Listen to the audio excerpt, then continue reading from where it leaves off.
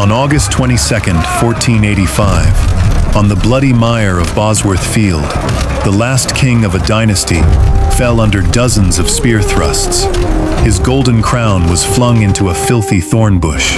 That fateful moment not only concluded a life-and-death battle, it also marked a brutal end to over 3 centuries of reign by one of the greatest, most proud, yet bloodiest dynasties in English history, the House of Plantagenet.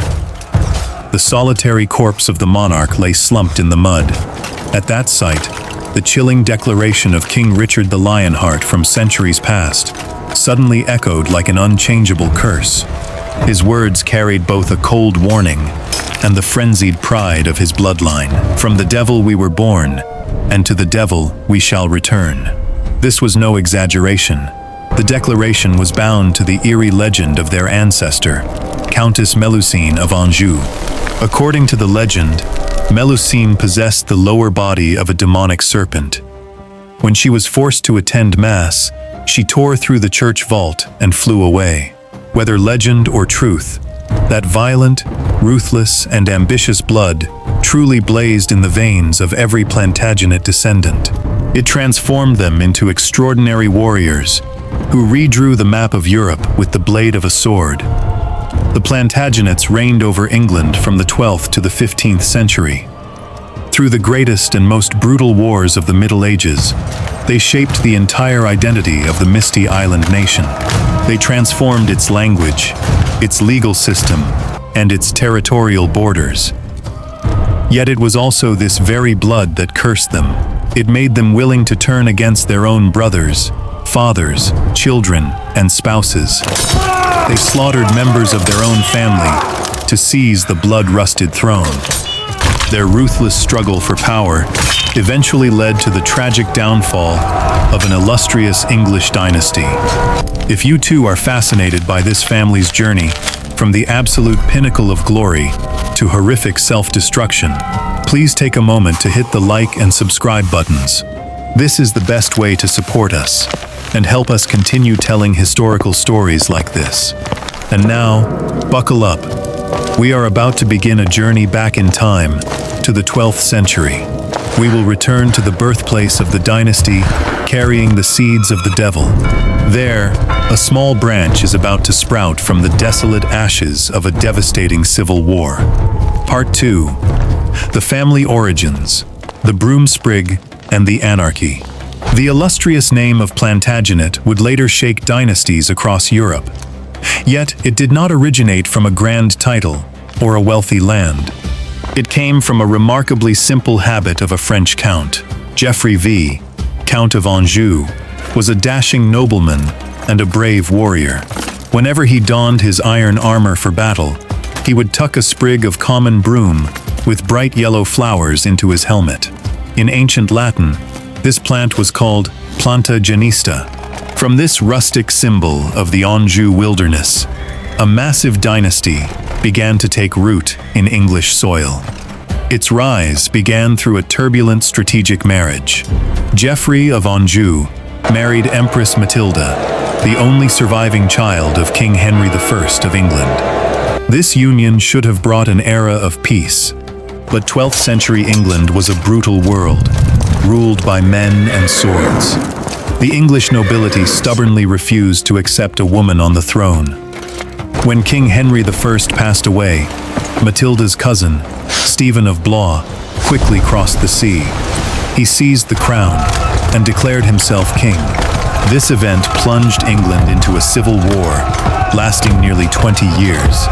That devastating conflict was etched into history by the haunting name, the Anarchy. Throughout those 2 decades, the country fell completely into chaos. Local lords competed to build illegal castles and ruled their territories as tyrants. They plundered wealth, tortured innocent people, and burned villages to the ground. English chronicles of the time bitterly recorded the darkness of this period. The suffering was so terrible that the people believed Christ and his saints were fast asleep. Matilda continued to fight resiliently for her claim to the English throne. During one siege, she disguised herself in a white cloak and escaped through a blinding blizzard. Eventually, Matilda realized that she could not rule England directly. She channeled all her ambition and iron will into her eldest son, Henry. Young Henry was raised amid the clash of swords and the hatred of civil war. He swore to reclaim the royal power that belonged to his mother's bloodline. As an adult, Henry received military backing from his father, Geoffrey. He led his army across the sea to stabilize the situation in England. Exhausted by years of war, King Stephen was forced to sign a treaty recognizing Henry as his rightful heir. When Stephen died in 1154, the anarchy officially came to a close. His death opened the first chapter of the Plantagenet dynasty. A new era began under the reign of one of the greatest minds in medieval history. Part 3. Henry I ascends the throne and the pinnacle of the Angevin Empire's power. Ascending the throne at the age of 21, as Henry II, the first Plantagenet king, was a powerhouse of boundless and uncontrollable energy. He possessed a robust build, cropped fiery red hair, and gray eyes flashing with sparks. His personality was intensely authoritarian. Henry could never sit still on a throne. He spent most of his life on horseback. He was constantly moving from one territory to another at breakneck speed to personally handle the kingdom's affairs. Before taking the English throne, Henry had inherited Anjou and Normandy from his parents. But the pinnacle of his power was truly established through his sensational marriage to Eleanor of Aquitaine. She was the wealthiest, most powerful, and highly intelligent woman in Europe. She had also just divorced the King of France. This marriage annexed the entire fertile region of Aquitaine in southwestern France into Henry's royal domain. From this, the Angevin Empire was officially forged. It was a massive territorial bloc. It stretched from the misty borders of Scotland, across the entire island of Britain, over the English Channel, and down to the Pyrenees bordering Spain. The King of France was theoretically Henry's feudal overlord for the French lands. Yet he suddenly found himself encircled and completely outmatched by the Great Baron wearing the English crown. Henry II had become the wealthiest and most powerful monarch on the entire European continent at the time. Yet Henry II's greatest legacy lay not in his expanded borders. It lay in the foundation stones he laid for English civilization. Seeing a country devastated after the Civil War, Henry was determined to restore absolute royal authority. He ordered the demolition of hundreds of illegal castles built by rebellious nobles. He reformed the entire judicial system by dispatching royal judges on circuits across the regions to try cases. This replaced outdated and subjective feudal customs. He established a jury system made up of honest local citizens to participate in the indictment process. These revolutionary reforms gave birth to common law. It was a legal system based on precedent. It became a powerful spiritual weapon that unified the nation. Later, it also became the legal foundation for many civilized nations worldwide. Under Henry II's iron fist, England rose to the height of prosperity and order. However, it was his very authoritarianism and hunger for absolute control that sowed the seeds of disaster. Those seeds of disaster were planted within both the church and his own family. Part 4. The Canterbury Stain and Royal Conflicts. With secular power at its peak, Henry II turned his attention toward the only authority that still dared to challenge his royal supremacy, the Catholic Church. To bring the church under his control, Henry appointed Thomas Becket as Archbishop of Canterbury, the highest religious office in England. Becket had been Henry's close friend and companion during their nights of revelry. Henry believed that Becket would become a compliant puppet. He expected Becket to help him strip the clergy of their legal privileges. But Henry was mistaken. The moment Becket donned the archbishop's robes, he underwent a profound spiritual transformation. He abandoned his luxurious lifestyle. He became a staunch defender of the church's rights. He also steadfastly opposed the king's decrees. The power struggle between the two former close friends dragged on for years under extreme tension.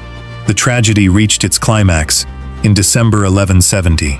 In a fit of rage at his court in Normandy, Henry II bellowed before his courtiers, "Will no one rid me of this turbulent priest?"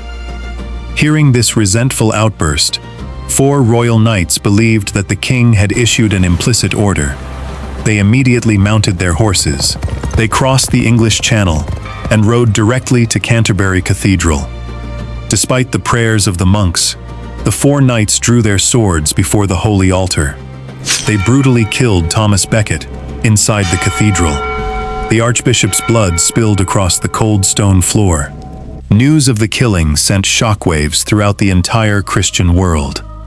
Henry II was condemned by the Pope and reviled by his own people. To preserve his throne, Henry was forced to perform an unprecedented act of humiliation. He stripped away his royal garments and walked barefoot to Becket's tomb. There, he endured lashes of penance from the monks. The stain of Canterbury dealt a devastating blow to the king's prestige. At the same time, the curse of bloodline divisions within the Plantagenet family began to reveal itself in its most horrific form. After years of marriage, Queen Eleanor of Aquitaine could no longer tolerate her husband's authoritarian nature and open infidelities. She chose to turn against Henry. Using her power and wealth, Eleanor encouraged their own sons to rebel against their father. Henry's sons were Henry the Young King, Richard, Geoffrey, and John. They carried the fierce blood of 2 of Europe's most powerful dynasties. Together, they became a ferocious pack of wolves. They allied themselves with the King of France. They raised armies and demanded the partition of the Angevin Empire. England and the French territories were once again consumed by the flames of a family war. Henry II was forced to draw his own sword against the rebellions of his children. He ordered Queen Eleanor to be imprisoned in a dark tower.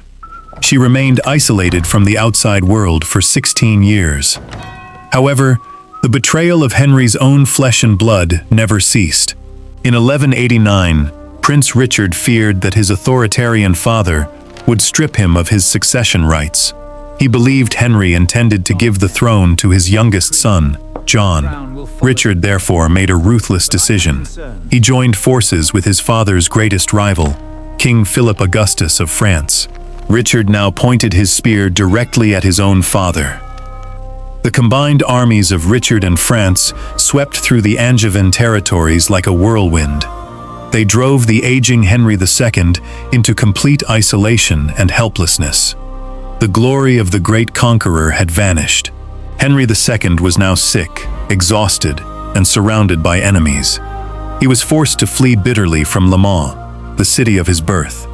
Behind him, the city was consumed by the flames of a war ignited by his own son. Cornered and defeated, Henry II was forced to sign a humiliating peace treaty with Richard. As Henry lay on his deathbed, he asked to hear the list of those who had joined the final rebellion. The first name read aloud was John. John was the youngest son whom Henry loved and trusted above all others. At the sound of that name, the old king's heart shattered completely. He turned his face toward the wall.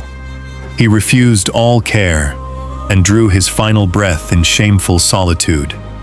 Before dying, he uttered a bitter lament. "Shame, shame on a conquered king. Let everything fall apart." From the ruins of a broken royal family, Henry's warrior son stepped forward to claim the crown. He was ready to write a new legend with the blade of conquest. Part 5. Richard the Lionheart and the Legend of the Crusade. When Henry II closed his eyes in shame in 1189, the Plantagenet crown officially passed to his only surviving eldest son, Richard I. History would later immortalize him with a proud title, Richard the Lionheart. However, this new king possessed little interest in ruling the misty island nation. To Richard, England was merely a massive bank account. It was a tool to drain financially, to fund his life's greatest ambition, the Third Crusade, to the Holy Land of Jerusalem. He even famously declared, "I would have sold London if I could find a buyer." Having sold off titles and lands, Richard gathered enough military supplies for his campaign. The warrior king then abandoned England. He carried the fierce Plantagenet blood across the ocean to confront another legend of the Islamic world, Saladin. In 1191, Richard set foot in the Holy Land and immediately upended the situation there. He quickly brought down the city of Acre. It was a formidable fortress that Christian forces had previously besieged in vain for 2 years. However, the pinnacle of Richard the Lionheart's military genius and iron resolve was truly etched into history during a fateful march along the Mediterranean coast toward Jaffa. On the sun-drenched sands of Arsuf, he faced Saladin in a life-and-death battle. The confrontation was likened to a collision between fire and ice. Saladin possessed a devastating tactic. He deployed tens of thousands of light horse archers to encircle the marching Christian ranks.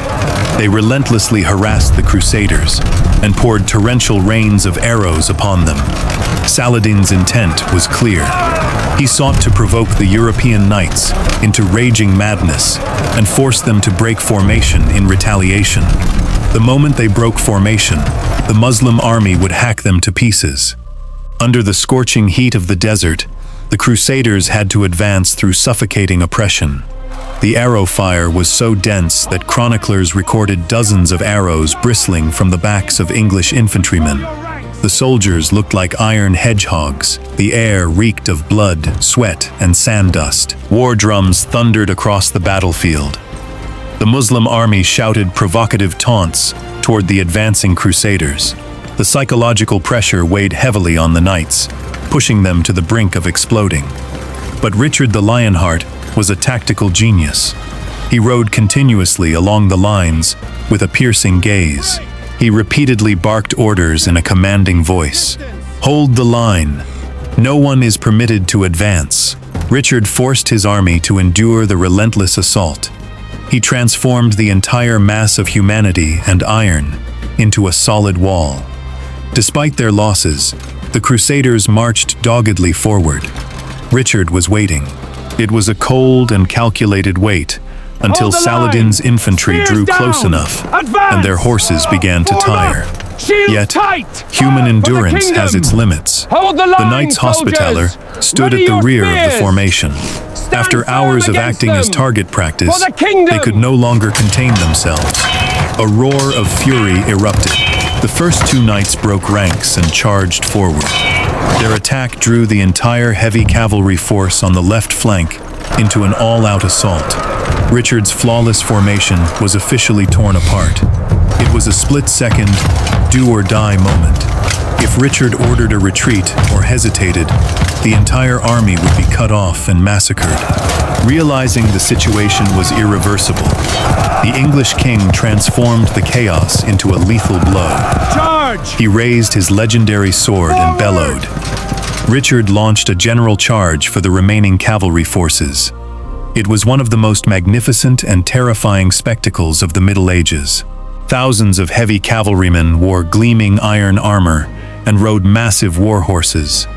They simultaneously lowered their lances. The cavalry charged like a thunderous steel landslide, crushing everything in its path.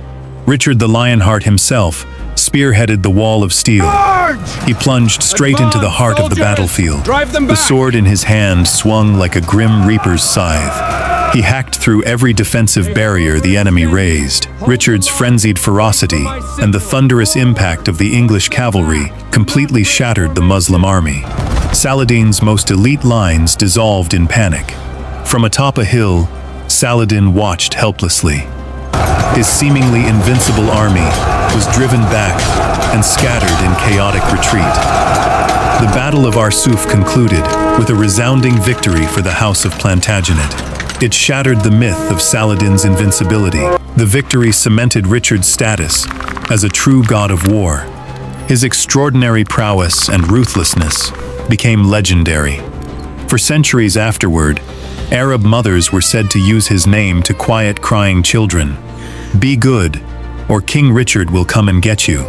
However, true to the curse of the dynasty, carrying the devil's blood, the most brilliant glory always came with the bitterest ends. Richard could not recapture Jerusalem. On his journey back to Europe, he was imprisoned by the German emperor.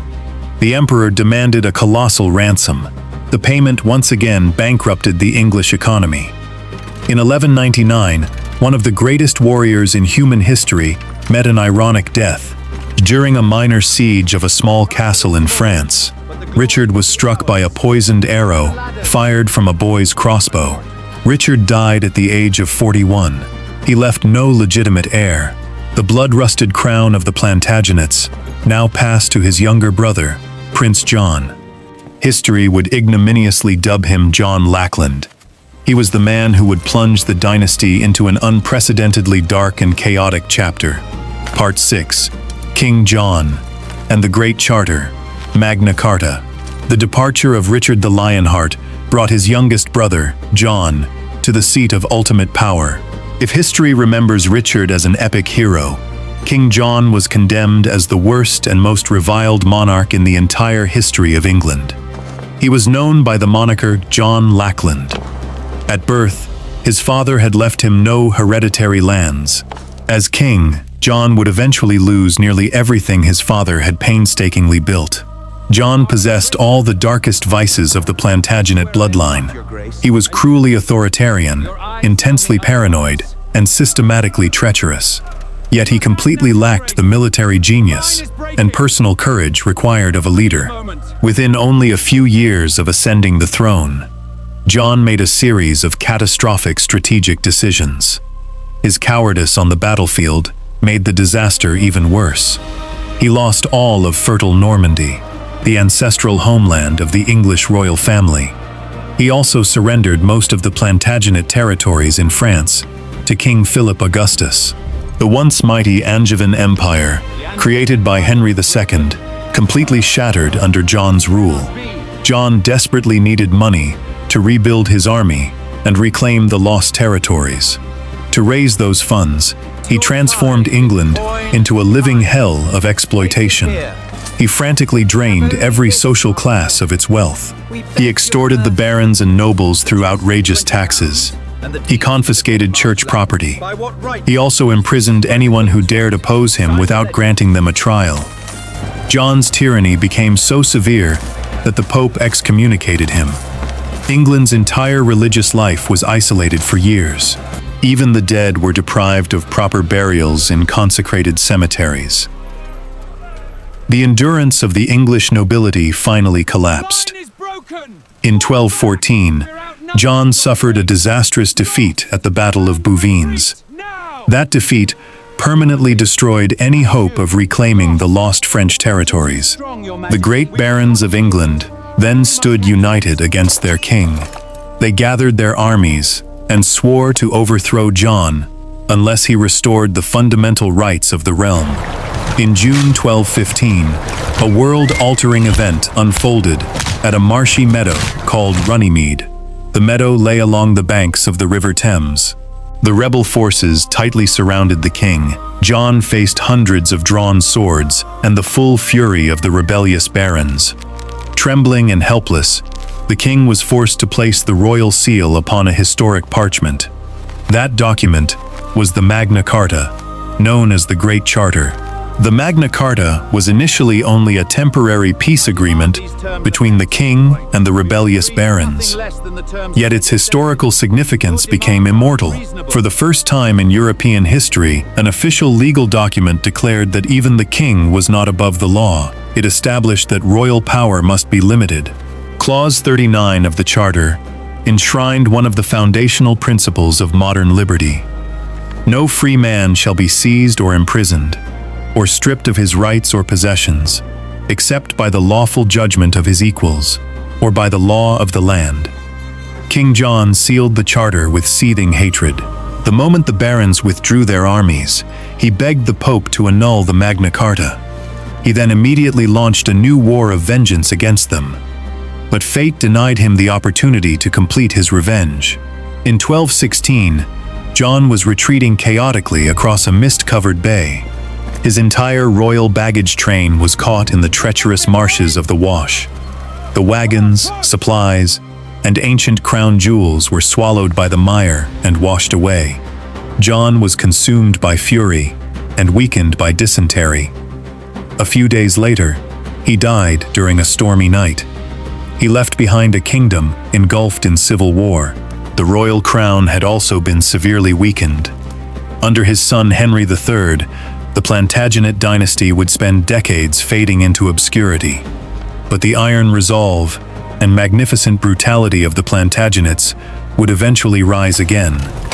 It would return in the form of a giant. This man would wield his hammer to crush every force that resisted him across the island. Part 7. Edward I, the Hammer of the Scots, and the formation of Parliament. Following the years of a weakened crown, the Plantagenet dynasty entered a new and fiercely violent era with the arrival of Edward I. He was known to his contemporaries as Edward Longshanks because of his towering height of 1.9 meters. He possessed a physique hardened like cold steel. His piercing gaze was said to make courtiers faint in sheer terror. Edward was the embodiment of a great military dictator. He was resolute, ruthless, and possessed a brilliant strategic mind. He was also driven by a burning desire to unify the entire island of Britain under his absolute rule. The first target in Edward's sights was Wales.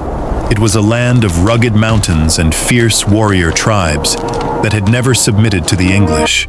Edward I launched an all-out conquest using devastating tactics. He isolated fortified strongholds through prolonged sieges. He cut off food supplies and destroyed every force that resisted him. To permanently crush the Welsh desire for independence, Edward launched the greatest architectural campaign of the Middle Ages. He constructed an iron ring of massive stone fortresses. Among them were Caernarfon, Conwy, and Harlech. These fortresses transformed Wales into a true royal colony. To this day, those stone bastions still stand as monuments to his dictatorial power.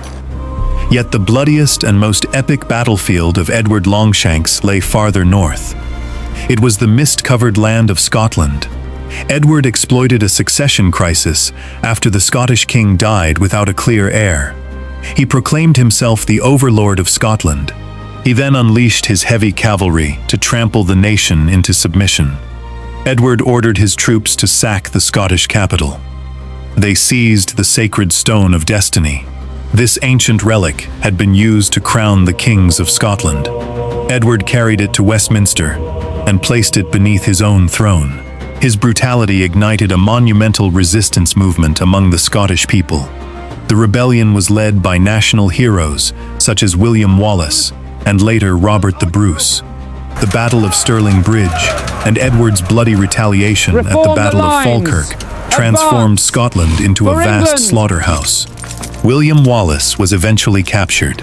Edward ordered him to be executed through the horrific punishment of hanging, drawing, and quartering. His remains were displayed across several cities to terrorize the Scottish population. Edward I's relentless ruthlessness became legendary. When he died in 1307, his tomb bore a chilling Latin inscription, Malleus Scotorum. It meant the hammer of the Scots. However, Edward's continuous siege wars from Wales to Scotland were extraordinarily expensive. To fund them, he was forced to take a step that changed the political structure of England forever. Edward realized that he could not continue extracting taxes from his people through violence alone. In 1295, he summoned what became known as the Model Parliament.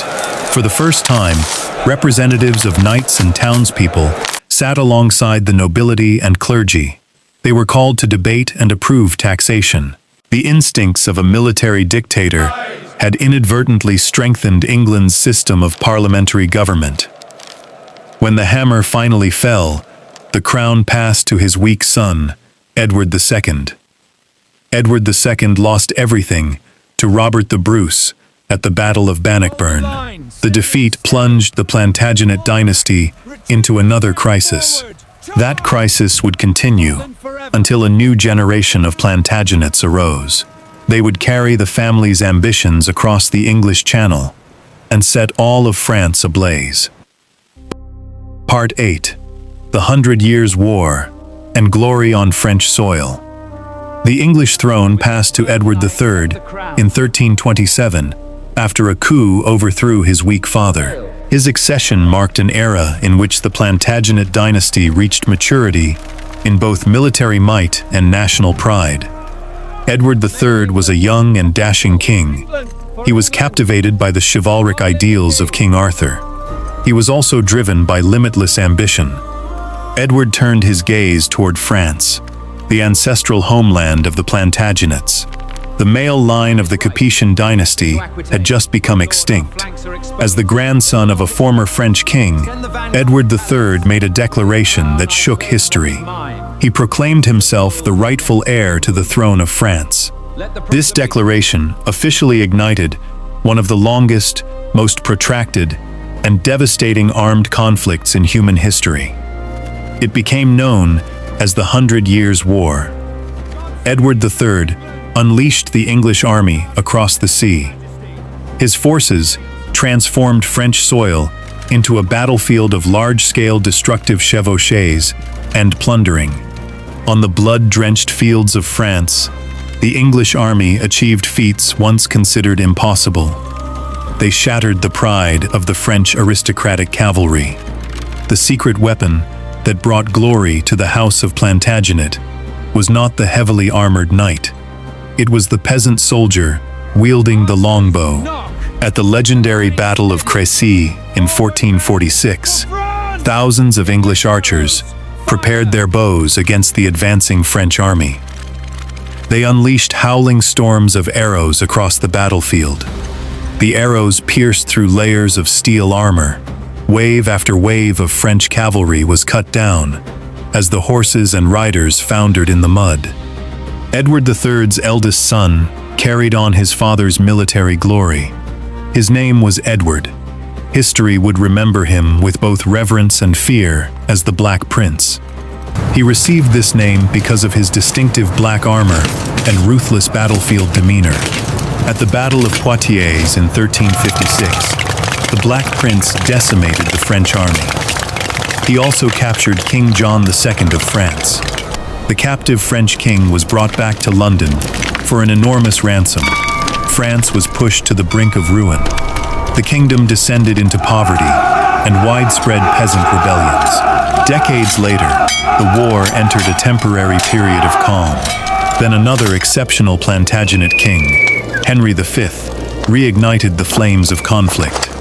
In 1415, Henry V led his army onto the battlefield of Agincourt. It would become one of the greatest military victories in English history. Henry commanded an exhausted and starving army.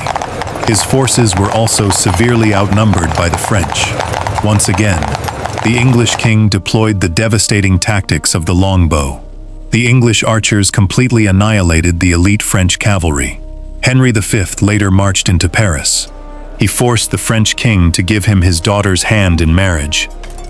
The French monarch was also compelled to recognize Henry as the rightful heir to the throne of France. The Plantagenet dynasty had reached the absolute pinnacle of its glory. An English king now stood poised to rule the two greatest kingdoms of Western Europe. Yet this brilliant glory was merely the final twilight before darkness descended. Henry V suddenly died while still at the height of his prime. He left the throne to an infant child. This event became the spark that would incinerate the entire dynasty from within. The guns and swords of the Plantagenets stopped pointing toward their foreign enemies. They now turned directly toward one another's hearts. Part 9. The Seeds of Division and the Root of the Downfall. Lancaster versus York. The sudden death of Henry V in 1422 placed his 9-month-old son on the throne as Henry VI. History has proven that the greatest tragedy for an authoritarian dynasty is to be led by a weak ruler. In stark contrast to his fierce predecessors, Henry VI grew up to become a gentle and deeply pious man. He hated war, he was also profoundly frail in both mind and body. Henry suffered from a hereditary mental illness, passed down from his maternal grandfather, the King of France. The illness frequently plunged him into prolonged states of catatonia.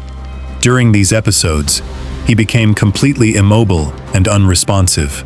He was unable to communicate with the outside world for months at a time.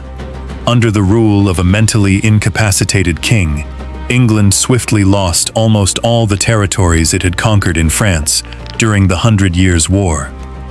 Only the small port of Calais remained under English control. The English economy collapsed. The population became increasingly resentful. The royal court fell into the hands of greedy favorites. At the center of this faction stood Queen Margaret of Anjou. She was a woman of iron will, but fierce prejudices. The helplessness of the crown created a vast power vacuum. This encouraged the most ambitious nobles within the Plantagenet bloodline to rise and fight for control of the kingdom. The House of Plantagenet had now divided into two great rival branches. Both houses carried direct royal blood from King Edward III. Both believed they possessed a stronger claim to the throne than the incapacitated king. The House of Lancaster was the branch that currently held the crown. Its emblem was the red rose. The House of York was led by Richard, Duke of York. He was the wealthiest and most militarily prestigious nobleman in England at the time. The emblem of the House of York was the white rose. The seeds of division first emerged through fierce arguments inside the royal court. These disputes gradually escalated into bitter and irreconcilable personal vendettas between the great barons. The fragile political balance collapsed when the Duke of York declared Henry VI unfit to rule. Richard then proclaimed himself protector of the realm. The beautiful land of England was torn into two opposing camps. The kingdom now stood on the brink of the most catastrophic and brutal civil war in its history. In this war, brothers, fathers, and sons would be forced to choose a rose to pin upon their chests. They would then plunge into slaughter against one another. Part 10. The Wars of the Roses, when brothers slaughter each other. The fratricidal conflict that dragged on for the next 3 decades was later given a romanticized name by posterity, the Wars of the Roses. But the reality that unfolded on the battlefields was a horrific nightmare of treachery, brutal massacres, and the near-total annihilation of England's ancient nobility. Battles raged without end. The English crown repeatedly changed hands from Lancaster to York through bloody and treacherous coups. The climax of this inhumane brutality occurred on March 29, 1461, at the Battle of Towton. Amidst a blinding blizzard in the freezing winter, over 50,000 knights and soldiers from the Lancaster and York factions clashed. They slaughtered one another, relentlessly, for 10 straight hours, in a frenzy of absolute rage. No prisoners were taken. The orders from both sides were to systematically exterminate the enemy. When the battle ended, nearly 30,000 corpses lay scattered across the white snow. The blood pouring from the wounds was so immense that it dyed the Cock River running through the battlefield completely red. The waters were transformed into a terrifying and thick river of blood. This horrific victory brought Edward IV of the House of York to the throne. It also cast the wretched King Henry VI into the Tower of London. However, the treacherous curse of the Devil's blood did not spare the House of York, even in their victory. When King Edward IV died suddenly in 1483, the throne passed to his eldest son, the 12-year-old Edward V. The young king's paternal uncle, Richard, Duke of Gloucester, was a man of dark ambition and a ruthlessly cunning mind. Under the guise of serving as Lord Protector and preparing for the coronation, Richard deceived the two young princes. He confined King Edward V and his younger brother within the dark walls of the Tower of London. Only a few weeks later, Richard declared his brother's marriage illegitimate. He then stepped onto the throne himself as Richard III. From that moment on, the two young princes vanished forever from history without a trace. The tale of the princes in the tower became one of the most haunting royal murder stories of all time. According to the story, the two boys were ordered to be suffocated to death in their sleep by their own uncle.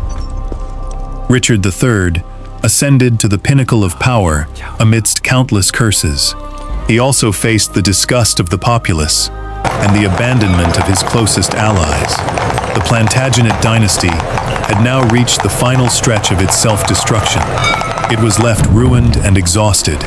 It now merely waited for a final blade from an outsider to end its existence once and for all. Part 11. The Battle of Bosworth Field and the End at the hands of Henry Tudor. In the summer of 1485, the final chapter of England's bloodiest dynasty was written on a marshy field called Bosworth Field. The man who rose to challenge the throne of the tyrant Richard III was Henry Tudor. He was a young nobleman carrying a distant strain of Lancaster blood. Henry had spent most of his life in exile in France. He led a mixed army of French mercenaries and patriotic Englishmen back to England to reclaim the crown. On August 22, 1485, the two armies clashed in a death match that would decide the destiny of the nation.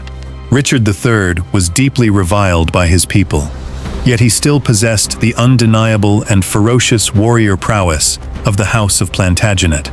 The battle began to turn against him because of the betrayal of the Stanley family. The Stanleys initially held their forces back from the fighting. At the decisive moment, they turned and attacked the king's side. Seeing the battle slipping beyond his control, Richard III made one final and desperate decision. He wore the golden crown upon his helmet. Then he spurred his white horse directly toward Henry Tudor's personal guard. Richard intended to take the enemy leader's head and end the war in a single blow. Richard fought like a cornered lion. He personally cut down Henry's standard-bearer. He also unhorsed several elite knights, but the overwhelming numbers of the enemy gradually swallowed him. Richard's horse was killed beneath him. He fell into the thick mud of the battlefield. Dozens of spears pierced him as he died alone in the mire. The great playwright William Shakespeare later attributed an epic line to the fallen king. A horse, my kingdom for a horse." The words perfectly captured the absolute and helpless despair of the final Plantagenet king. The golden crown of England had once rested upon the heads of Richard the Lionheart and the conqueror, Edward Longshanks. Now it was flung from Richard III's helmet. The crown rolled into the filthy mud of the battlefield. It finally became caught in a blood-stained thorn bush. The crown was retrieved and wiped clean of blood. It was then placed upon Henry Tudor's head on the field of Bosworth. His soldiers erupted in roaring celebration around him. The Plantagenet dynasty had endured for 331 years. Its history had been marked by immense glory and profound atrocities. Now the dynasty officially ended in a pool of blood, just as it had been born. Henry Tudor ascended the throne as King Henry VII. His victory gave birth to the illustrious Tudor dynasty. To heal the bleeding wounds of the nation, Henry VII married Elizabeth of York. Their union blended the red rose of Lancaster with the white rose of York. Together, the two symbols became the unified Tudor rose. Looking back across the flow of history, the House of Plantagenet vanished from the English throne. Yet the monumental legacy it left behind continues to shape the face of modern England. The Plantagenets laid the first foundations of the great common law system. They produced the Magna Carta, which helped establish the foundations of freedom and constitutional government. They also perfected the internal workings of Parliament. They constructed magnificent architectural wonders, such as Westminster Abbey and formidable stone castles. They were magnificent in creation, yet they were matchlessly ruthless in destruction. The journey of more than 3 centuries of Plantagenet rule offers a profound and enduring lesson about the nature of absolute power. Such power can elevate a nation to the pinnacle of splendor, but it can also transform members of the same bloodline into demons who tear one another apart. Thank you for accompanying us through this 300-year journey filled with blood, tears, and the glory of England's bloodiest dynasty. Which Plantagenet king impressed you the most? Was the pursuit of absolute power truly worth the sacrifice of their own family's blood? Leave your thoughts in the comments below. Do not forget to like and subscribe. Together, we will continue uncovering the next hidden pages of human history. Goodbye, and we will see you again on our next historical journey.